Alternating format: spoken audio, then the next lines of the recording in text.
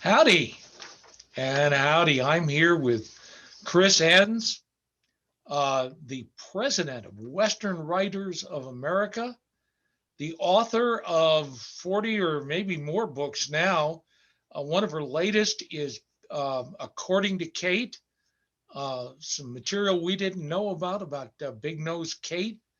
Uh, she has just done so many wonderful things, including growing up in Sierra Vista near where I live. So, Chris, why don't you tell me what sort of writing do you do? What is your genre?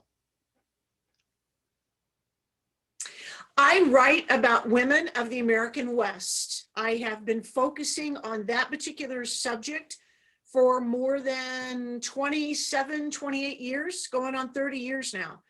I really appreciate writing about what women did who came across the plains and conquered a new frontier. Okay, and I guess we're still allowed to say woman, except maybe in California.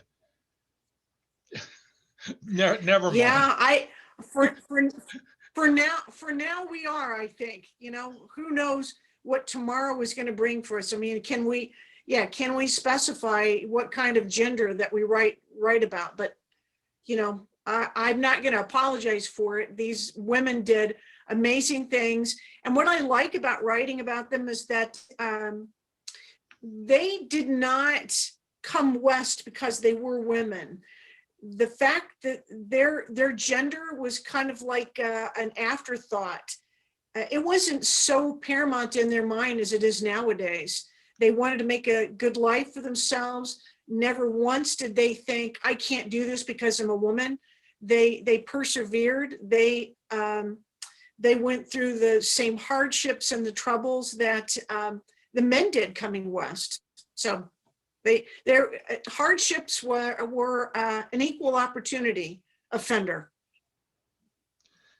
You do, I know, do something kind of special is that you're telling individual stories instead of sort of a generic woman story, and that's great. They're real stories. But tell me, what makes you unique as a writer?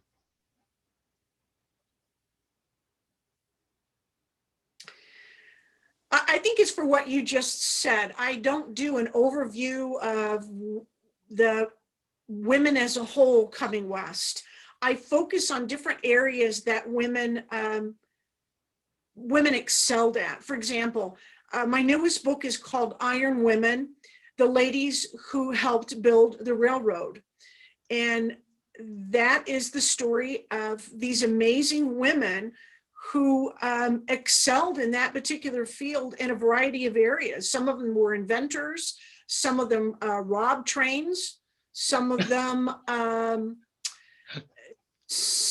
helped serve on the trains.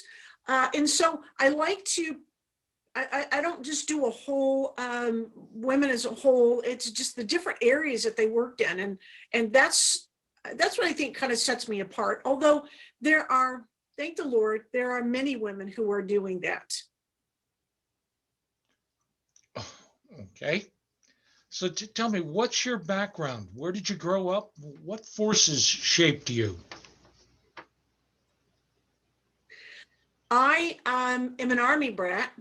I traveled around everywhere. You were in one location for maybe 3 years, and then you picked up and you moved on. So just that, I think it's that whole pioneering spirit that comes with being an Army brat too, where you're always on the move, always having to make friends. You're never settled in one place for a long period of time. So I think it's that, and I think part of it is growing up in Sierra Vista, Arizona. That's just, history is so thick there, you have to wipe it away like a cobweb. And you can't help but get inspired by how much went on there historically. And I'm not necessarily talking about, Tombstone. Although I will tell you that road going between Sierra Vista and Tombstone, that's the road I learned to drive on.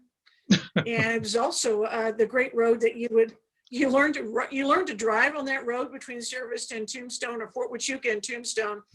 And it was also a lot of places where you could go and make out. That was a great make out road. There was all these hidden little areas in there. So, so it's interesting that, you are hanging out in areas where we're just passing through history, but that is history.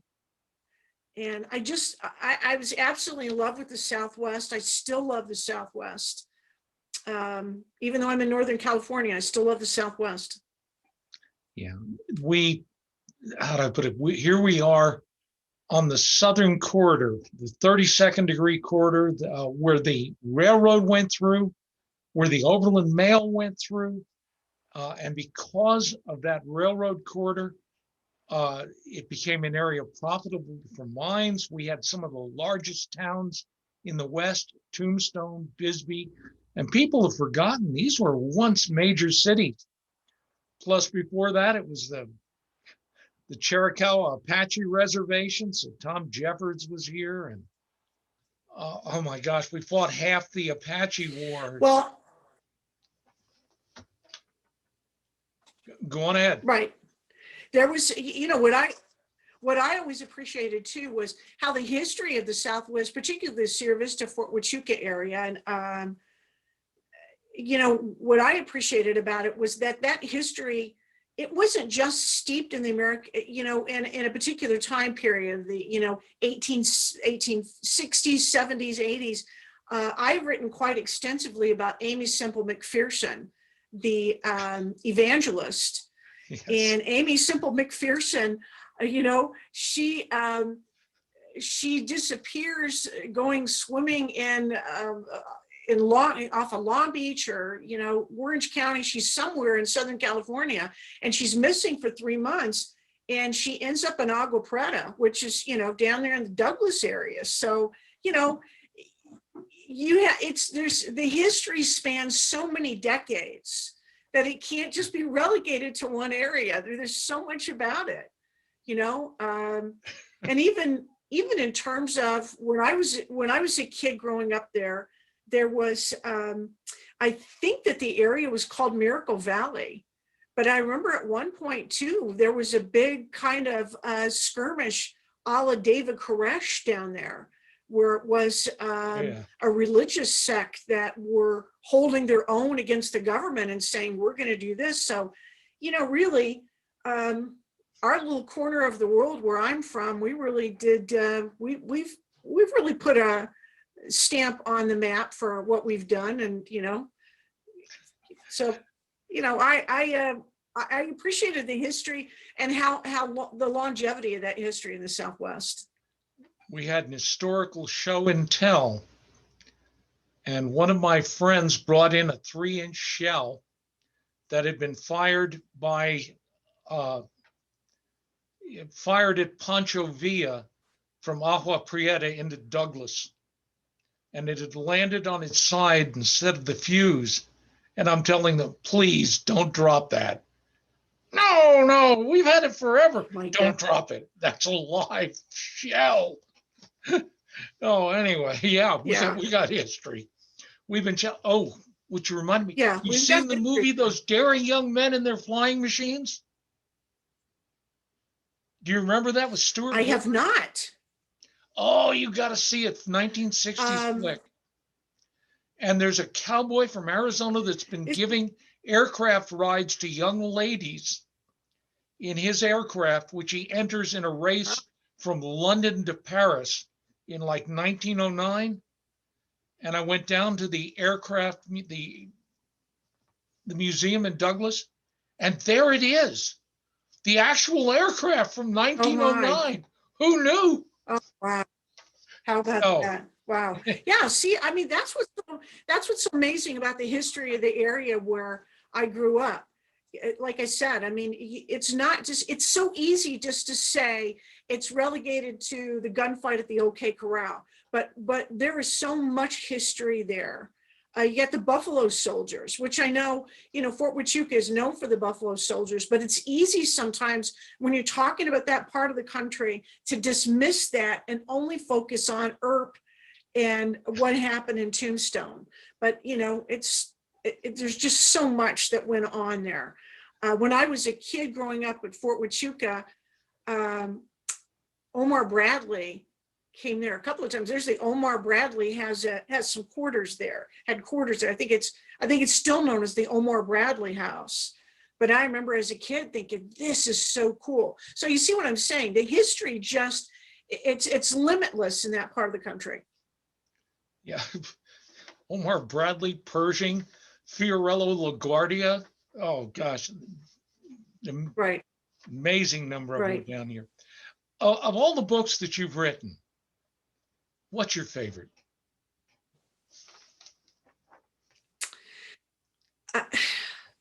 For me, it is a book called The Pinks, about the first female Pinkerton detective agents.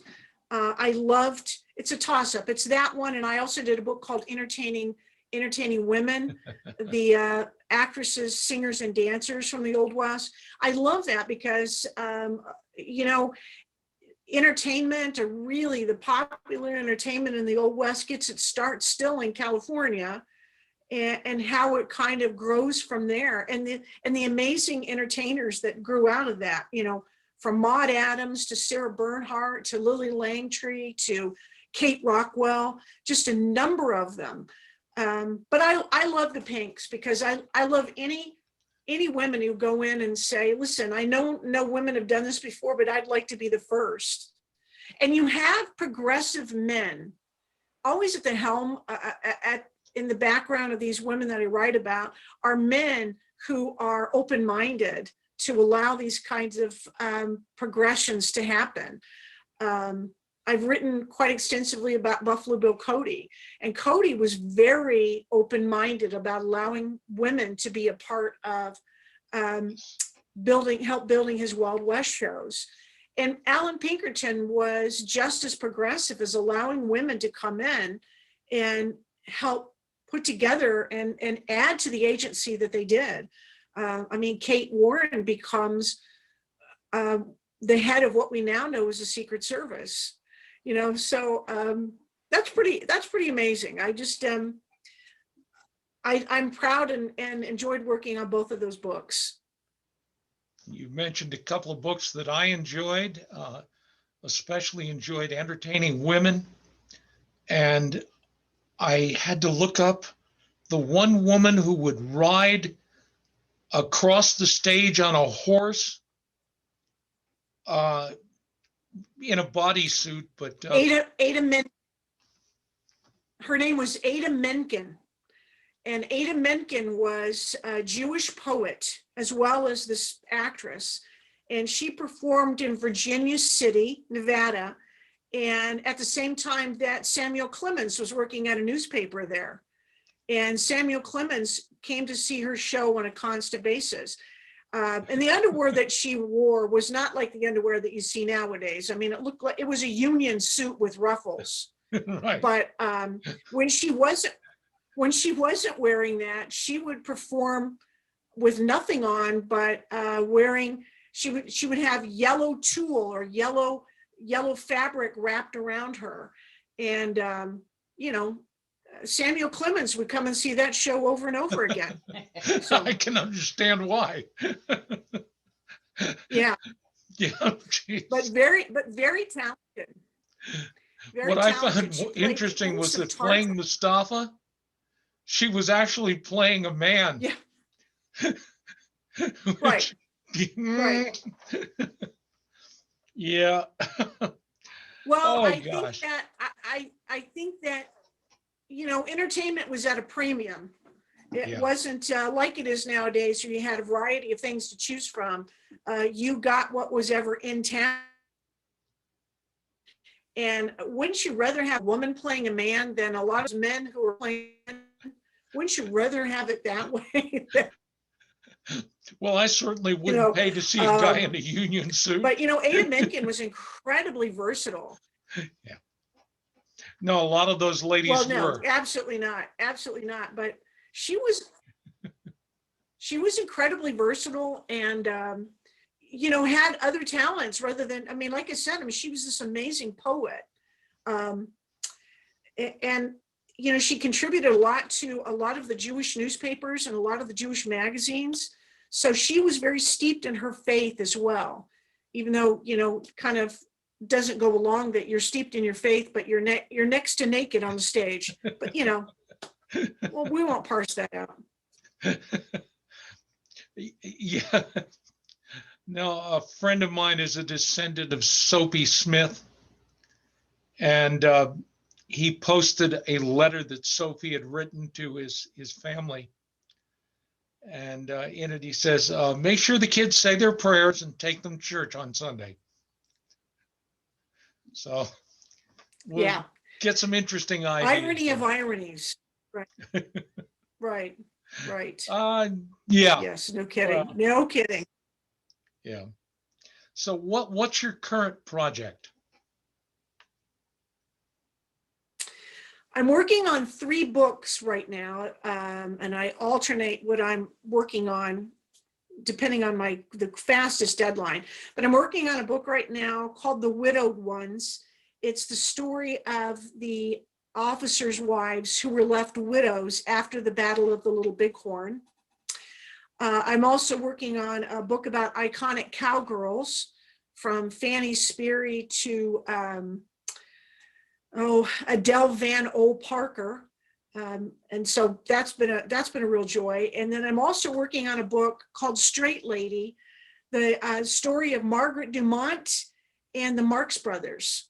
Margaret Dumont was in every one of those Marx Brothers films, minus one. She wasn't in Monkey Business, but she was the Marx, but she was known as the 5th Marx brother. Yeah. And she just, and the book is about Margaret Dumont and the Marx Brothers and the making of the film A Day at the Races. So I just, I am excited about all 3 of those projects, but that one just makes me laugh all the time. And what a great gig, because I get to spend lots of time watching every Marx Brother movie made. So, and then some, Okay. So, because Margaret Dumont, I mean, a lot of people don't know that how talented Margaret Dumont was. And a lot of times in many interviews, Groucho Marx would say that Margaret Dumont never got their humor, that she didn't understand their jokes. But Margaret Dumont was a seasoned Broadway stage comedic actress prior to being associated with the Marx Brothers. And she was known as one of the best, so she got it. But she was a straight lady, and she said, that's my job, to set the joke up, so you get to set it up and you get to say the joke. And there's an art to being a good straight lady, and she was perfect. So I can understand that. You're also working on Packing the West. I am working on Packing the West. Packing the West is a wonderful program that Western Writers of America is really very invested in. And it's something that's going to be such a benefit to all our members of Western Writers of America, because what we're going to do is we're going to go into schools with a trunk of historical replicated items and be able to share with children what happened at different parts of history and be able to have them touch history. And we leave behind books with the children. We also leave behind curriculum that Western Writers of America has created for the teachers. And we're also going to do, Western Writers of America will be writing the definitive history for each one of the 24 Western states. That's part of our Packing the West program. And we have a remote teaching program too, that is, we're going to be doing a series of video presentations about historical characters that we'll be able to show in classrooms too, because learning has become something really different because people aren't going to school like they used to because of pandemic. And so we have to be able to reach students on another level. But our Packing the West program is really going to be great because it will introduce our youth to some really great Western literature, or literature about the American frontier, which is what Western Writers of America is all about. Well, that sounds great, and I hope we see that out there soon. Folks, you can find Chris's books on Amazon, in bookstores, if you can still find a bookstore, including Get Lit in Sierra Vista. And Get Lit is a great bookstore. Oh yeah, they're great folks. They've had a tough time this year, though. Yeah, I think a lot of people have. Yeah. Yeah. And there is a link from the Tucson Festival of Books. On the exhibitors page, you'll find Amigos and Ladies of the West. And Chris is sort of our unofficial fearless leader. And that link will take you to DougHawking.com/shop, where you can find Chris's books as well as the books of the other Amigos and Ladies of the West. I hope you'll take an opportunity to look in on that. And Chris, any final thoughts? No, thank you so much, Doug, for doing this. I appreciate it. And hopefully next year we'll be able to be in person at the Tucson Festival of Books, because it's a wonderful event. And there's nothing like all of us in that big booth, the amigos and ladies in that big booth, all sharing space and talking about our wares and sharing stories of the history of the West with the people that come to the festival. It's a great place to meet the folks, and we've had a wonderful time in the past. So take care, and folks, adios.